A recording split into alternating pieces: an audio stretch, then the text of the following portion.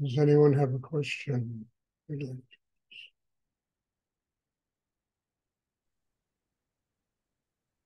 Yes, Stuart. Yes. I have a question. Yes, please. Um, when Neem Karoli Baba was asked how to uh,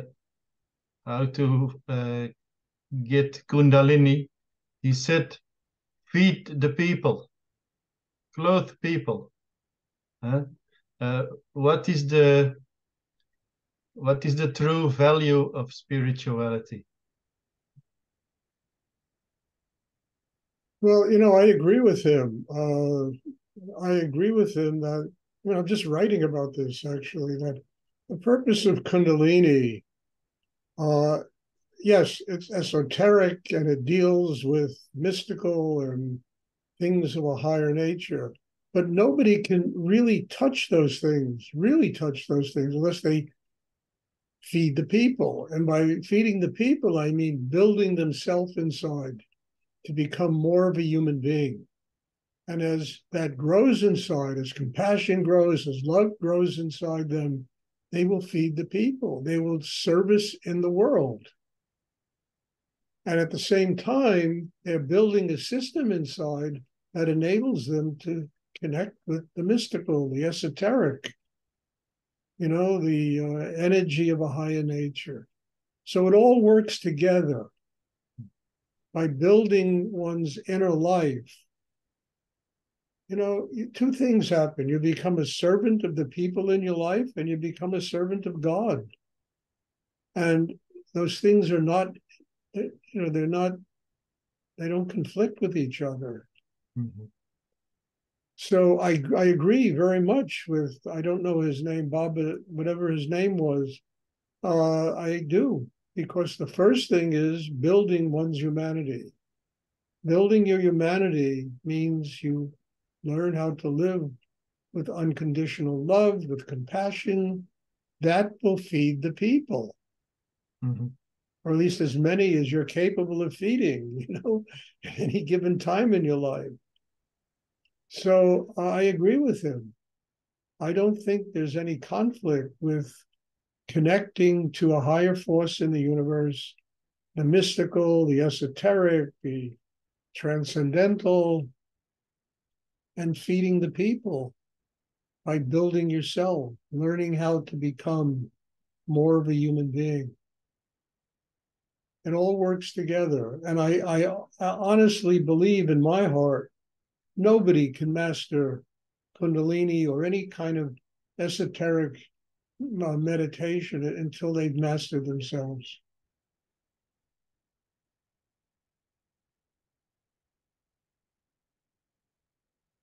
I hope that's an answer. I don't know. Yes, yes. Sure. Because look, I don't know. I mean, look, there are probably a million other ways. I mean, I've learned in my own life that this is such an important element that changed me. It transformed me.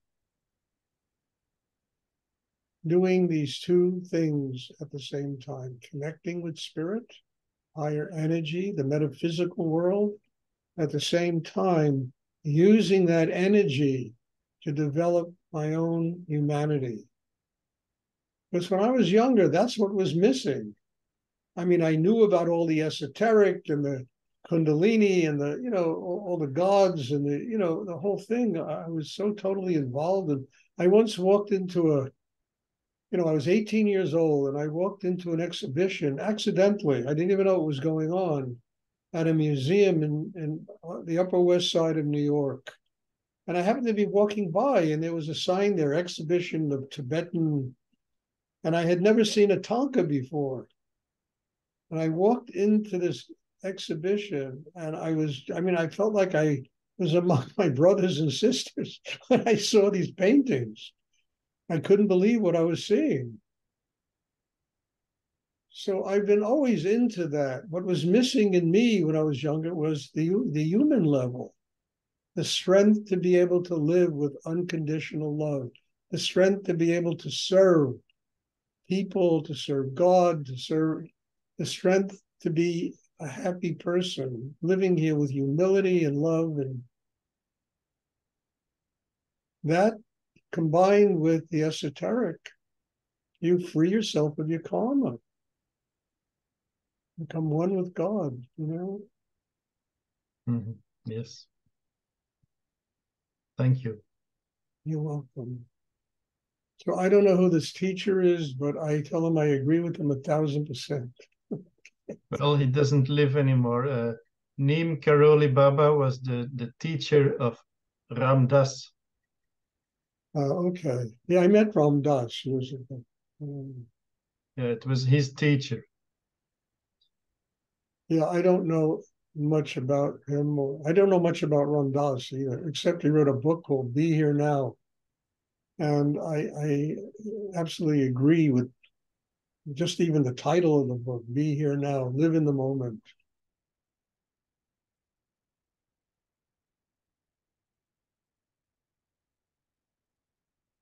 Does anyone else have a question you would like to ask?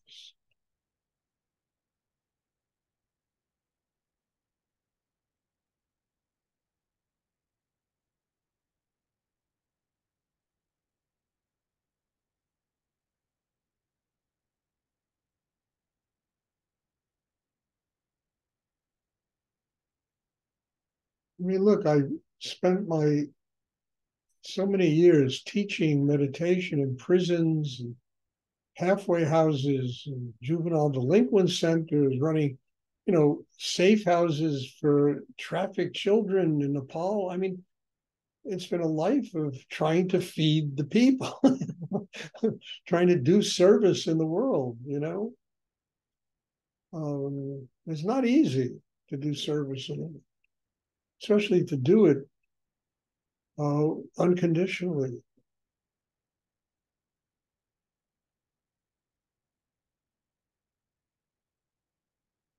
In 4 years, we ran a safe house in Kathmandu, for children that were prime targets for human traffickers. We had I don't know how many kids were there, a lot. And I remember going and you need to do fundraising and going to people in the United States and telling them about this situation. The first response is, we don't believe it. We don't believe that's going on in the world. Second response is, why should we care? They're not Americans, they're Nepalese. I mean, it was shocking. It was shocking at the coarseness, the coldness of people.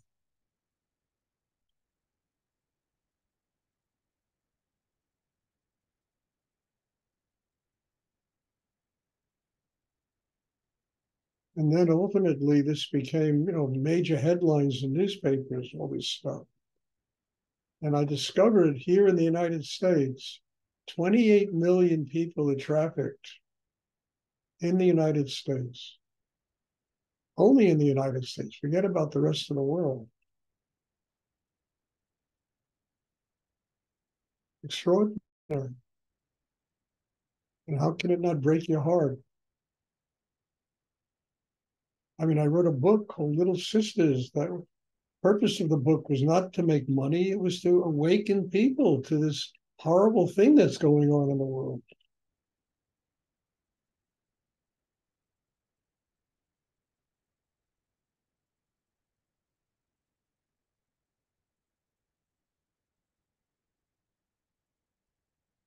Does anyone else have a question they would like?